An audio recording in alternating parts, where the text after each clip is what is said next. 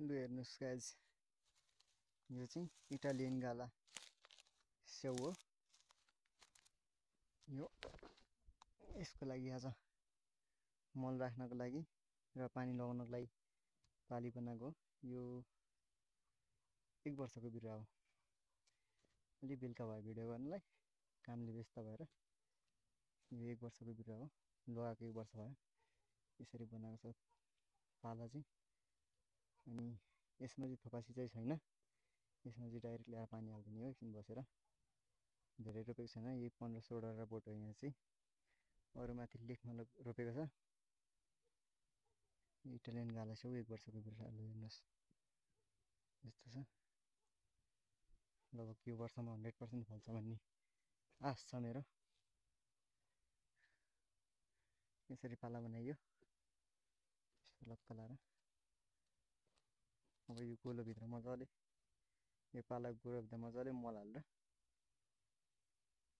माथिबाट हल्का हल्का माटो हालिदिनुपर्छ। यस्तो छ हाम्रो स्याउको बिरुवा चाहिँ। यहाँ अलिकति तोरीबारी हो, यो तोरीबारीमा लगाएको 1 वर्ष भयो बिरुवा। लु हेर्नुहोस् तपाईँलाई कस्तो लाग्यो 1 वर्षको बिरुवा।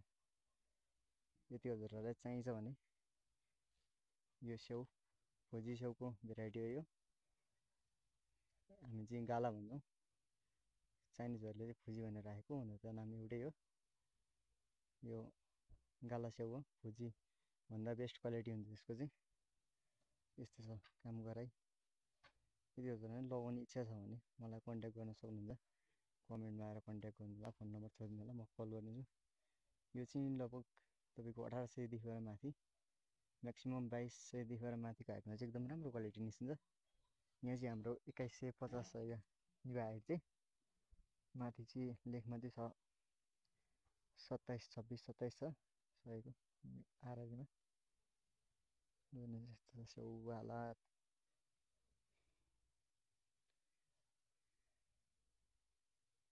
हजुरहरूलाई मन पऱ्यो भने कल गर्नु होला, लगाउने इच्छा छ भने मलाई सम्पर्क गर्दा हुन्छ।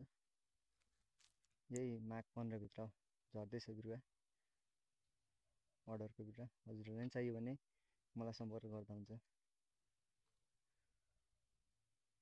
यो चाहिँ हाम्रो हुम्ला जुम्लाबाट ल्याएको होइन, यो चाहिँ डाइरेक्ट हिमाचलबाट लिएर आएको।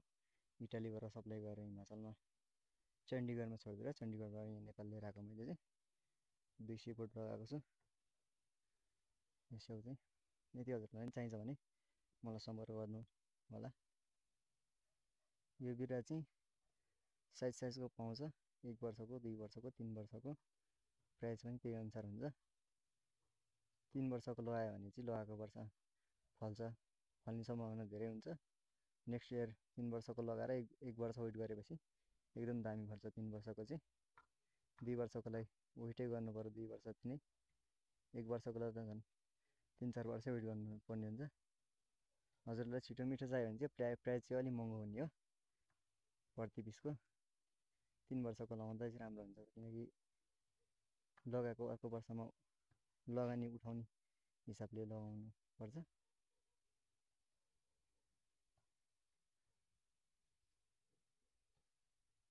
यदि कोही तपाईँहरूलाई स्याउ लाउने इच्छा छ भने मलाई सम्पर्क गर्नु होला। यो चाहिँ हाम्रो दोलखा जिल्लाको मेलुङ गाउँपालिकामा लगाएको, मेलुङ गाउँपालिका 3मा लगाएको हो। यो चाहिँ सैलुङको अलिक तल्लोपट्टि। ल हस् त गाइज, भिडियो हेरिदिनु भयो, खुसी लाग्यो। लाइक कमेन्ट सेयर गर्नु होला।